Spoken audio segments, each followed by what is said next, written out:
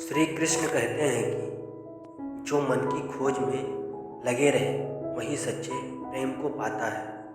अच्छा कर्म करने में ध्यान रखो, फल की चिंता मत करो, समस्त जीवों की एकता को समझो, तभी तुम स्वयं को पूर्ण मान सकोगे। जो शांति मन से आती है वही असली शांति होती है। श्री कृष्ण कहते हैं कि जीवन का मकसद सिर्फ जीना नहीं होता, बल्कि अपने और दूसरों के लिए भागीदारी करना होता है। जब तुम अपने अंदर की दिव्यता को समझोगे तब तुम ब्रह्मा का रूप देख पाओगे। भगवान के भक्त सिर्फ मंदिरों में नहीं बल्कि हर जगह मिलते हैं। प्रेम करो, क्योंकि प्रेम ही जीवन की एकमात्र शक्ति है। धर्म का अर्थ है सत्य और न्याय का पालन करना और अपने कर्मों के द्वारा अच्छाई फैलाना। अपने मन को वश में करो, तब सभी विकारों से मुक्ति मिलेगी। जीवन की राह पर चलते रहो, क्योंकि श्री कृष्ण हमेशा तुम्हारे साथ हैं। भगवान कृष्ण की कृपा जीवन में आनंद और समृद्धि का आभास होता है। प्रेम से जीने की कला को श्री कृष्ण ने हमें सिखाया है। श्री कृष्ण कहते हैं, कर्म करो, फल की चिंता मत करो। श्री कृष्ण की आध्यात्मिक ज्ञान की खोज में जीवन का अर्थ मिलता है। भगवान कृष्ण की मधुर गोपी लीला से हमें भागवत प्रेम का अनुभव होता है। जीवन की परीक्षा में विजय प्राप्त करने के लिए श्री कृष्ण के साथ चलो। जब आप ईश्वर में विश्वास करते हैं तो उन्हीं की कृपा से सब संभव होता है। जीवन की मुश्किलें सिर्फ एक परीक्षा है और श्री कृष्ण हमेशा साथ होते हैं उन्हें पार करने के लिए। श्री कृष्ण के चरणों में आनंद और संपूर्णता प्राप्त करो। जीवन सच्ची खुशियों से भर जाएगा। अगर तुम ईमानदारी से अपने कर्तव्य का पालन करोगे तो अंत में तुम्हारी विजय होगी। जब तुम अन्याय के खिलाफ लड़ते हो तो तुम्हारे पास सुप्रभात होता है। जो अधर्म के लिए खड़ा होता है उसे सत्य का सहारा मिलता है। जीवन का मूल्य उसे अर्पण करके बढ़ाते हैं, न कि उसे उपभोग करके। जब तुम अपनी कर्तव्य पर ध्यान केंद्रित करोगे तो तुम्हारा रास्ता स्पष्ट हो जाएगा। भक्ति का मार्ग सीधा होता है जो मुझे पास ले जाता है।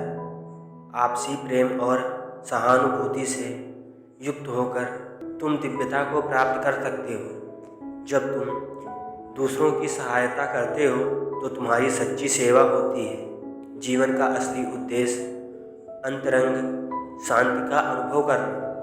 संघर्ष और परिश्रम के माध्यम से ही सफलता प्राप्त की जा सकती है।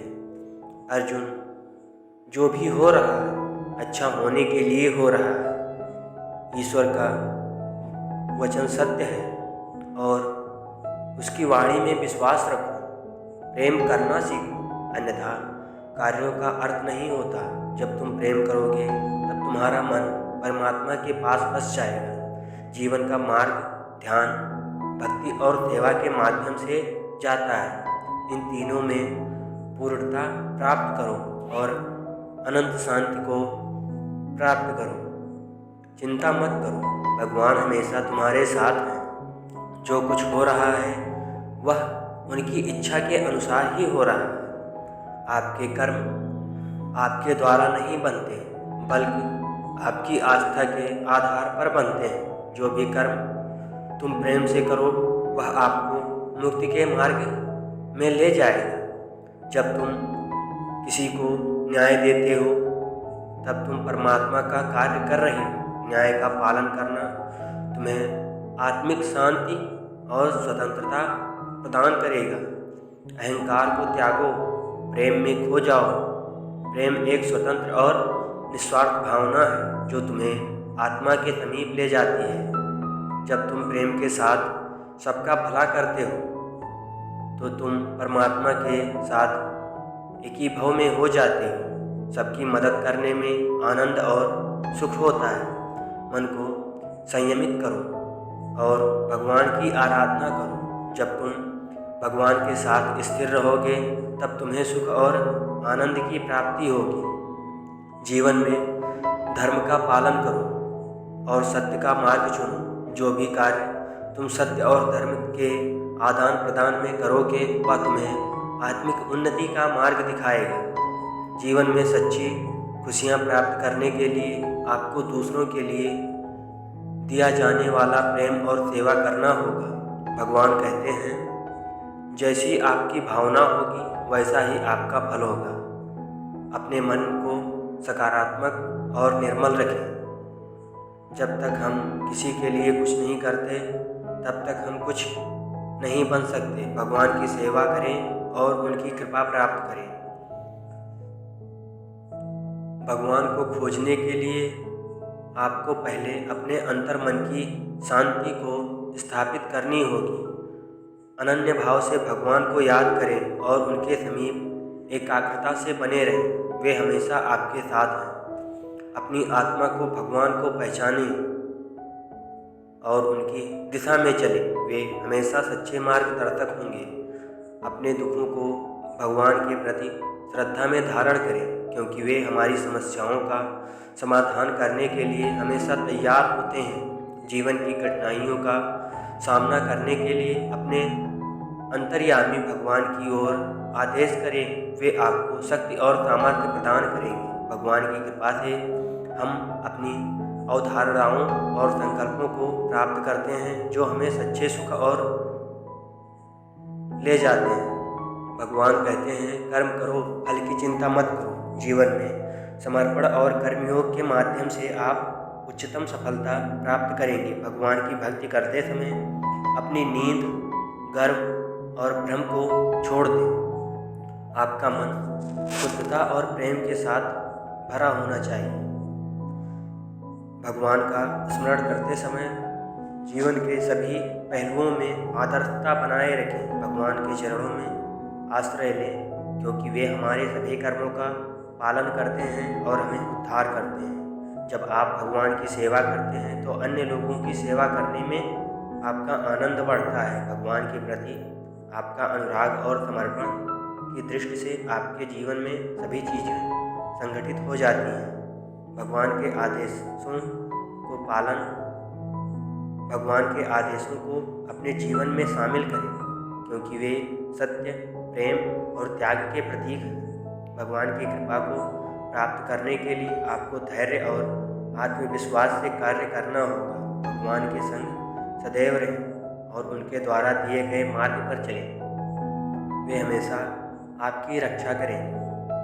भगवान को स्मरण करते समय ध्यान केंद्रित रखें और आंतरिक शांति के साथ अपने चित्त को एकीकृत करें। भगवान के साथ एक मुखौटा धारण करें, जिससे आपको जीवन उज्जवल और प्रेरणादायक हो जाए। संसार में कोई भी चीज़ नष्ट नहीं होती या सिर्फ रूप बदलती है। कर्म करो, फल की चिंता न करो। फल ईश्वर का कर्तव्य है।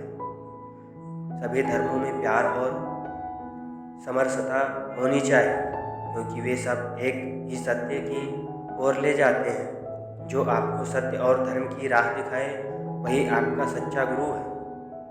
कर्मयोग से अपने कर्तव्य का पालन करो, फल की आशा छोड़ दो, मन को वश में रखो, तब आप अपने आप को जीत सकते हो। जीवन में संतुष्ट रहो, क्योंकि संतोष ही सच्ची सुख की कुंजी है। जो धर्म का पालन करता है उसे आध्यात्मिक ऊर्जा का आनंद प्राप्त होता है। कर्म को अधिक महत्व दो, नतीजे का फल कभी नहीं। जो सबका मंगल करता है उसका भी मंगल होता है। संघर्षों से नहीं, संयम से जीत हासिल करो। आत्मविश्वास रखो, क्योंकि जो आप सोचते हो वही आप बन जाते हो। संघर्ष का समय सबसे बड़ा सबक सिखाता है। सबको समझाने की कोशिश करो, तभी सही न्याय दिया जा सकता है। अपनी इच्छाओं को काबू में रखो, तब आपको वश में कर सकते हो। भगवान जो संयमी है उसका मन स्थिर होता है। जो व्यक्ति शांति के साथ कार्य करता है वही सर्वश्रेष्ठ कार्य करता है। जो शुद्ध मन से भगवान को याद करता है वह ज्ञान का आनंद प्राप्त करता है। आपके मन की शांति आपकी संयमित इच्छाओं में ही स्थिर है। चलो हम अद्भुत महाभारत की कहानी को याद करें